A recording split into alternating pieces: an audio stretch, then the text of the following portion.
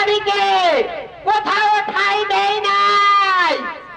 তার সেই অন্তরের অন্তঃস্থলের বন্ধু পাশের দেশের যে সরকার, সেই যে মদত দিয়েছিল শেখ হাসিনাকে, সেই এখন হাসিনাকে কোলে করে বসে আছে।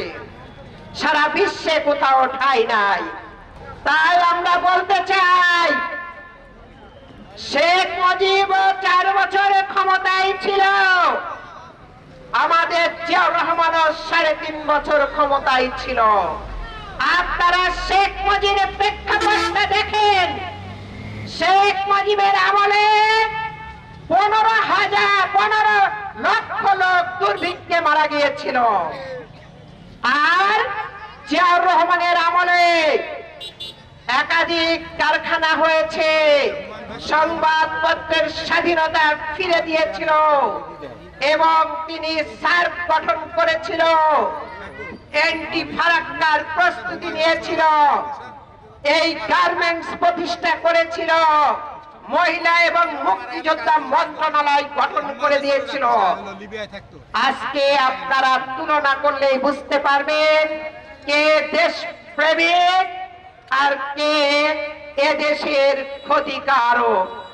তার মেয়ে শেখের বেটিও এদেশকে ডুবিয়ে ব্যাংক সমস্ত বীমা লুণ্ঠন করে হাজার হাজার কোটি টাকা পাচার করে দেশকে একেবারে মুখ থুবড়ে ফেলে পালিয়ে গেছে। আজকে এই দেশকে সচল করার জন্য তত্ত্বাবধায়ক সরকার হিসেবে যারা এসেছে, আমরা তাদের পাশে আছি, আমরা তাদের সহযোগিতা করব, আমরা তাদের সাহায্য করে এই দেশকে আমরা আবারও এগিয়ে নিয়ে যাব।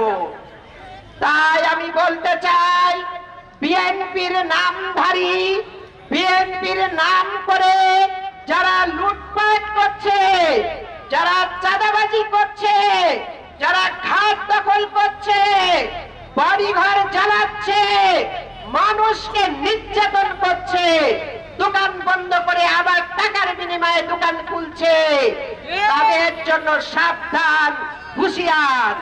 এরা বিএনপির কেউ না, এরা বিএনপির হতে পারে না। এদেরকে বয়কট করুন, এদেরকে না বলুন। এরা হচ্ছে দুষ্কৃতিকারী, এরা সন্ত্রাসী, এদেরকে কোনোভাবে প্রশ্রয় দেওয়া যাবে না। আমি প্রশাসনের উদ্দেশ্যে বলতে চাই, পুলিশ প্রশাসন, আপনারা আপনাদের নৈতিক দায়িত্ব পালন করেন। আমরা আপনাদের পাশে আছি, জনগণ আপনাদের পাশে আছে।